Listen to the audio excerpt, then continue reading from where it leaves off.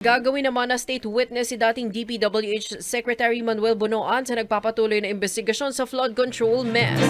Ayon kay Ombudsman Jesus Crispin Remulla, may nilagdaan na silang kasunduan para sa pakikipagtulungan ng dating DPWH Secretary upang maging state witness.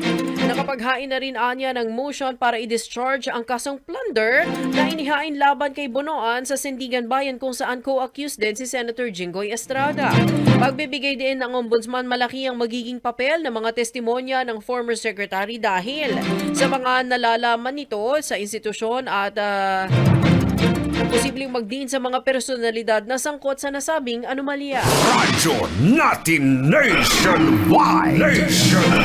Kaso pag naging state witness ka, mapapaliwala lahat ng lahat ng kasong kinakaharap mo, mapapaliwala. So, ganun-ganun na lang ba yun? Radyo! Sa ngalan po ni partner Angel, Angelo Palmones, kasama po ninyo ngayong umaga ng Martes, si Ate Cheska. Radyo natin nationwide! Headlines muna tayo ngayong araw na ito. Dating DPWH Secretary na si Manuel Bonoan tatayo at gagawing state witness sa flood control scandal. Si Senator Marcoleta naman ay kakasuhan ng plunder ngayong linggo dahil daw sa undeclared campaign contributions. Mas mahigpit na proteksyon sa mga kabataan o sa mga bata laban sa panganib ng social media ay sinusulong ngayon sa Kamara. Senate Impeachment Court naglabas na rin ng pre-trial order para sa trial ni VP Inday Sara. Mabigat na daloy ng traffic naranasan ngayon sa EDSA dahil sa pagdagsa ng mga ralista. At mag-iinang minasakir sa loob ng kanilang bahay sa Zamboanga del Sur. Radyo natin nationwide! Kasama ho ang buong pwersa ng radyo natin nationwide, 100 at mahigit na mga istasyon Luzon, Visayas at Mindanao. Katawang ng ating mga reporters ay kasama po ninyo si Ate Cheska ngayong umagang ito. Nakuhan muna natin ang ating report mula sa Zamboanga del Sur. Barangay health worker nga at kanyang 3 minor de edad na mga anak. Natagpo ang patay sa loob ng kanilang bahay sa Zamboanga del Sur. Ang detalye hatid sa atin mula 91.9 radyo natin Pagadian. Kasama natin si Waway Belen. Waway! Isang karumal-dumal na krimen ang gumulantang sa bayan ng Josefina, Zamboanga del Sur matapos matagpo ang patay ang isang barangay health worker at 3 nitong anak sa loob ng kanilang bahay sa Purok 5, Barangay Litapan. Kinalala ang mga biktima na sina Arlene Dumalte, isang aktibong barangay health worker, at ang kanyang mga anak na sina Dodong Arnel, 12 taong gulang, NN, 15 at Nasel, 17 taong gulang. Ayon sa paunang investigasyon ng pulisya, pinaniniwala ang naganap ang krimen noong Sabado ng gabi dahil nasa liblib na lugar ang kanilang tahanan at malayo sa mga kapitbahay, hindi agad nadiskubre ang insidente. Batay sa inisyal na pagsusuri, hinihinalang pinagtataga ang mga biktima na naging sanhi ng kanilang agarang pagkamatay. Sa kasalukuyan, mayroon ng person of interest sa mga otoridad, ngunit hindi pa ito pinangalanan habang nagpapatuloy ang masusing investigasyon upang matukoy ang motibo at matiyak ang pagkakakilanlan ng may sala. At yan ang mga balita sa mga oras na ito mula sa 91.9 Radyo Natin FM Pagadian. Ito si Waway Belen nagbabalita para sa radyo natin nationwide. Maraming salamat, Waway. Karumal-dumal nga ang kamatayan na sinapit ng ginang na yan at 3 nitong anak na menor de edad. Yan po ay sa Zamboanga del Sur, sa barangay Lipatan. Kinilala ang nasawi nga na si Ginang Arlene Dumalte, isang siyang barangay worker, at ang 3 anak na 16, 14 at 11 years old. Ayon sa pulisya, naglalakad kasi ang isang barangay official bandang 6:45 ng umaga kahapon nang mapansin na may duguan daw kamay o duguan ang kamay ng ginang na nakalawit sa bandang dingding. Dito na humingi ng tulong ang opisyal para pasukin ang bahay ng mga biktima kung saan nadatnan nga sila natadtad ng saksak ang iba't ibang bahagi ng katawan, naliligo din sa sariling dugo. Kapag alaman na bago nga ang krimen, nakita pa ang magkakapatid na naglalakad pa uwi sa kanilang bahay mula sa isang public wifi station sa kanilang lugar bandang 8:00 ng gabi. Radyo natin nationwide!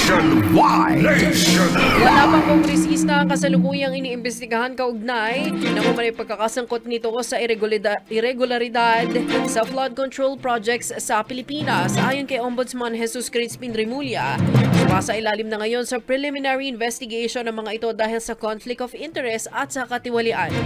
Posiblian niya na maharap ang mga ito sa paglabag sa Section 3 ng Anti-Graft and Corrupt Practices Act. Bukod dyan, sinabi rin ni Remulla na malapit na rin sila silang magsampa ng kaso sa Sandigan Bayan laban sa tinawag niyang contractor o mga kongresistang umano'y illegal na kontraktor na kumikilos bilang government contractor sa maraming proyekto. Radyo natin nationwide. Tinagihan naman ng Office of the Ombudsman ang rekomendasyon ng Department of Justice na kasuhan si Senator Joel Villanueva kaugnay ng flood control scam. Ayon kay Ombudsman Jesus Crispin Remulla, ito ay dahil sa ilang kakulangan sa case build-up ng DOJ. Kaugnay nito ay magsasagawa na lang anya ng sariling preliminary investigation ng Ombudsman bago ang posibleng paghain ng kaso laban kay Villanueva sa Sandigan Bayan. Iit pa ni Remulla, bukod kay Villanueva ay nasa preliminary investigation stage na rin ang flood control related cases o case laban naman kay Senator Cheese Escudero. Sina Escudero at Villanueva parehas na idinadawit sa maanomalyang flood control project, bagay na parehas namang itinatanggi ng dalawang senador. Radyo natin nationwide. Tuloy-tuloy ang balitaan natin. Pwede niyo po kaming live na mapanood, sundan, pakinggan, panoorin sa aming social media platforms. Hanapin niyo po kami sa Facebook at sa YouTube. I-type niyo lamang po ang radyo natin nationwide. Kami rin po ay mapapakinggan. Mayroong listen live button sa aming website radyonatin.com.ph. Kumpiyansa ho si Pangulong Bongbong Marcos Jr. na hindi matutulad sa flood control scandal ang pondong ibinigay para sa proyekto para sa mga barangay. Ayon kay PBBM, naniniwala siya na hindi mababahira ng katiwalian ang 200,000 pesos na pondong inilaan sa bawat barangay dahil batid niyang hindi kayang gawin ng mga nasa pamahalaang lokal ang gaya ng nangyari sa nabunyag na flood control scam. Giit pa ng Pangulo, tiwala siyang hindi aabusuhin ng mga LGU dahil tiyak na guguluhin sila ng mga residente kung hindi maayos at hindi maramdaman ang kanilang mga serbisyo. Pagbibigay din ni Pangulong Marcos, mas kumpiyansa siya na tama o sa tama na pupunta ang kaban ng bayan kung idadaan ito sa mga LGU.